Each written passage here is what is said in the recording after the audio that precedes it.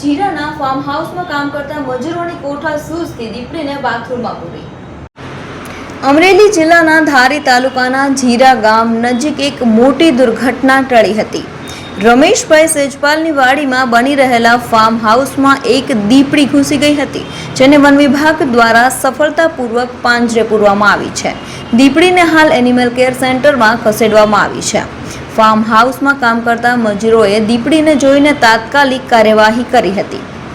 તેમણે દીપડીને બાથરૂમમાં ધકેલીને દરવાજો બંધ કરી દીધો હતો। આ ઘટનાની જાણ દલખાણીયા રેન્જ વન વિભાગને કરવામાં આવતા વન વિભાગની ટીમ તાત્કાલિક ઘટનાસ્થળ પર પહોંચી હતી। વન વિભાગની ટીમે નવા બની રહેલા ફાર્મ હાઉસની ચારે તરફ કોર્ડન કરીને દીપડીને ટ્રેન્ગ્યુલાઇઝ કરી બેહોશ કરી હતી। ત્યારબાદ તેને પાંજરે પૂરવામાં આવી હતી। આ સફળ કામગીરીને કારણે સ્થાનિક લોકોએ રાહતનો શ્વાસ લીધો હતો અને મોટી દુર્ઘટના ટળી હતી। અમરેલી જિલ્લામાં સિંહ અને દીપડાના વન્ય પ્રાણીઓની સંખ્યા મોટી છે। રાજુલા, જાફરાબાદ, ધારી, ખાંભા, સાવરકુંડલા, બાબરા, બગસરા, ચલાલા, લીલિયા સહિતના મોટાભાગના વિસ્તારોમાં દીપડાનો વસવાટ વધ્યો છે। કાળઝાળ ગરમી અને ઊંચા તાપમાનને કારણે દીપડાઓ ઠંડક મેળવવા માટે બાંધકામવાળા વિસ્તારોમાં આવવાનું પસંદ કરતા હોવાથી આવા બનાવો વારંવાર બની રહ્યા છે।